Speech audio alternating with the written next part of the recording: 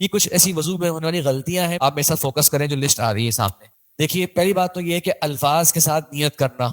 کچھ ایسا کہتے ہیں بھائی وضو کرنے سے پہلے آپ کہہ لیں کہ میں وضو کرنے بیٹھا ہوں ظہر کی نماز کے لیے یا وغیرہ وغیرہ کے لیے. الفاظ سے نیت کرنا یہ اسلام کے کسی بھی عبادت سے پہلے ثابت نہیں ہے. ایون حج اور عمرے کے موقع پر آپ پریشان ہوں گے، بولیں گے نہیں ہم نے پڑھا ہے حج عمرے میں تو ہوتی ہے. حج عمرے کے موقع پر نیت دل سے ہی ہوتی ہے، اس کا اظہار کرنے کے الفاظ بھی بتا دیے گئے ہیں کہ لبیک اللہم لبیک. ارادہ یقین پھر بھی دل سے ہی ہو رہا ہوتا ہے اس موقع پر بھی. بات سمجھ گئے؟ باقی موقعوں پر تو باقاعدہ کسی الفاظ کا بھی ذکر نہیں ہے. تو الفاظ کے ساتھ نیت کرنا جو ہے وہ کوشش کریں. اگر آپ کی کبھی عادت رہی ہے نماز سے پہلے وغیرہ وغیرہ تو نہ کریں. نماز پڑھنے آپ آ رہے ہیں، ظہر کی نماز کے لیے آپ مسجد میں آ گئے، یہی اس کی نیت ہو گئی کہ میں ابھی ظہر کی سنتیں پڑھ رہا ہوں، بعد میں فرض پڑھ لوں گا. ایک بات. دوسری بات یہ کہ کچھ حضرات کی رائے ہوتی ہے کہ وضو سے پہلے استنجا کرنا ضروری ہے. تو ضروری کرتے ہیں کہ جی وضو کرنے جا رہے ہیں تو پہلے ہم استنجا کریں، واش روم جائیں، اس کے بعد پھر وضو کریں. یہ بات غلط ہے.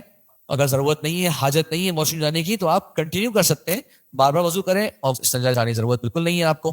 یہ میں نے بتا دیا آپ کو کہ بسم اللہ کے ساتھ الرحمن الرحیم کا اضافہ درست نہیں ہے، خالی بسم اللہ پڑھنا چاہیے. کانوں کی جو مسح ہے اس کے لیے آپ کو الگ سے پانی لینے کی ضرورت نہیں ہے. الاذنان من الراس، دونوں کان جو ہوتے ہیں انسان کے وہ اس کے سر میں ہوتے ہیں. مطلب آپ نے سر کا مسح کیا، پیچھے گئے اور پھر آگے آئے، اسی بقیہ پانی سے جو ختم ہی ہو گیا ہوگا آلموسٹ، مسئلہ نہیں ہے، مسح ہی کرنا ہے آپ نے.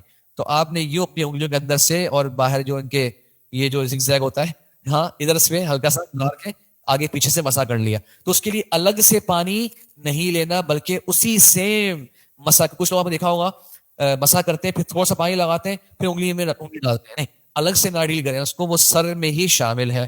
ٹھیک ہے جی. میں جو شارٹلی ریفرنس لکھے ہوئے ہیں کہ یعنی کہ پرانے اسکالرس کی زاد المعاد امام ابن قیم رحمہ اللہ کی کتاب ہے، انہوں نے اس مسئلے میں تنبیہ کری.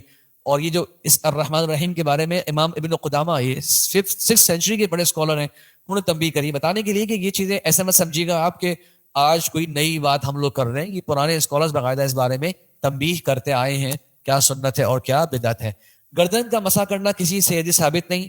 بعد میں جس طرح ہمارے یہاں کچھ حضرات اس طریقے سے الگ سے گردن کا مسح کرتے ہیں اور باقاعدہ وہ گردن کا مسح ہی کہلاتا ہے، یہ کسی اوتھینٹک حدیث سے ثابت نہیں. 3-4 حدیثیں ہیں، میں نے تھوڑی سی اس میں خود بھی ریسرچ کی تھی اور وہ سب کی سب سخت ضعیف ہیں. اور حلال و حرام کے مسائل کے اندر ضعیف احادیث کو نہیں اپنایا جاتا، صرف اوتھینٹک حدیث پر ہی عمل کیا جاتا ہے. تو اگر آپ کی عادت رہی ہے تو کوشش کریں کہ عادت نہ رہے. بس سر کے بالوں کے اینڈ تک آپ اگر پہنچ گئے، گدی تک اگر آپ پہنچ گئے ہیں، بس اتنا ہی کافی. گردن کو آپ مسح الگ سے نہ کریں. وضو سے فارغ ہونے کے بعد آسمان کی طرف دیکھنا، آپ نے نوٹ کیا ہوگا مسجدوں کے اندر بیچارے بہت سے بھائی ہمارے اوپر دیکھتے ہیں اور اشہد ان لا الہ الا اللہ اس طرح کرتے ہیں. ایسا کسی حدیث ثابت نہیں. اور ایک حدیث ہے ابو داؤد کے اندر، وہ روایت ضعیف ہے جس میں اس طرح کرنے کا ذکر ہے. تو اس لیے اس طرح انگلی اٹھا کے آسمان کی طرف دیکھنا ثابت نہیں، بلکہ خالی وضو کی دعا پڑھ لیجیے آپ آسمان کی طرف دیکھے بغیر اور انگلی اٹھائے بغیر. اشہد ان لا الہ الا اللہ واشهد ان محمدا عبده ورسوله اللهم اجعلني من التوابین واجعلني من المتطہرین، یا خالی ورسولہ تک ہی پڑھ سکتے ہیں. بعض احادیث میں یہ اللہ وجعلنی کے الفاظ بھی ہیں. دونوں میں سے دونوں پڑھ لیں یا کبھی ایک پڑھ لیں تو مسئلہ نہیں ہے. اچھا آخری پوائنٹ یہ ہے کہ ہاں یہ بہرحال شاید آپ لوگوں نے اتنا نہ دیکھا ہو، لیکن کچھ کتابوں میں لکھا ہوا ہے کہ جب ہاتھ دھوئیں تو یہ دعا پڑھ لیں اور جب منہ دھوئیں تو یہ دعا پڑھ لیں. تو کہیں کہیں نا بڑی عجیب غریب سی چیزیں ہمارے یہاں نا آ جاتی ہیں.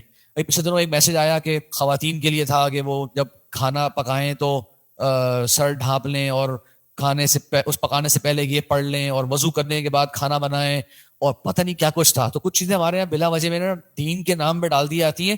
دیکھا جائے تو جب اس کی کوئی احادیث میں ذکر نہیں ہے تو ہم اس کے پابندی نہیں ہے، اور اس میں مشقت بھی لوگوں کے لیے بہت زیادہ ہوتی ہے.